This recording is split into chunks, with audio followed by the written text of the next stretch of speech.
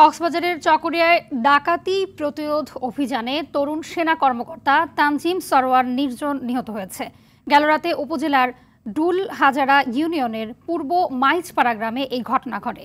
ISPR জানায়, পূর্ব মাইজপাড়া গ্রামে ডাকাতির খবরে চকরিয়ার আর্মি ক্যাম্প হতে বাংলাদেশ সেনাবাহিনীর একটি দল অভিযানে নামে। ডাকাত দলের সদস্যরা সেনাবাহিনীর উপস্থিতি টের পেয়ে পালিয়ে যাওয়ার চেষ্টা করে। এ সময় নির্জন ডাকাতদের তাড়া করে। এক পর্যায়ে ডাকাত দলের সদস্যরা নির্জনের ঘাড়ে ছুরিকাঘাত করলে গুরুতর আহত হন। তাকে উদ্ধার করে মালুমঘাট মেমোরিয়াল হাসপাতালে নেওয়া হলে কর্তব্যরত চিকিৎসক মৃত ঘোষণা করে। লেফটেন্যান্ট তানজিম সরোয়ার নির্জনের গ্রামের বাড়ি টাঙ্গাইলে। ঘটনাস্থল হতে অস্ত্রসহ ৩ ডাকাতকে আটক করা হয়েছে।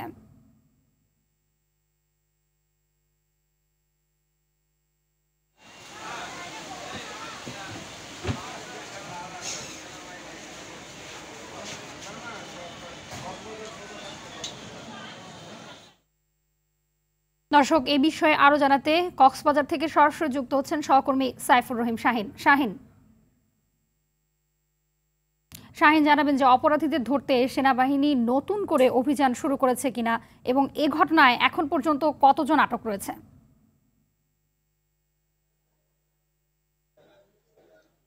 হাবিবা, আমি এই মুহূর্তে কক্সবাজার সদর হাসপাতালে রয়েছি, যেখানে নিহত সেনা কর্মকর্তার ময়নাতদন্ত ইতিমধ্যে সম্পন্ন হয়েছে এবং দুপুর ঠিক 12টার দিকে সেনা কর্মকর্তার লাশ এখান থেকে নেওয়া হয়েছে এবং এখন বর্তমানে রামু সিএমএস এ রয়েছে, যেটা সেনাবাহিনীর হাসপাতাল সেখানে রয়েছে। এখন সেখান থেকে হেলিকপ্টারে গ্রামের বাড়ির উদ্দেশ্যে তাকে পাঠিয়ে দেওয়া হবে লাশটা।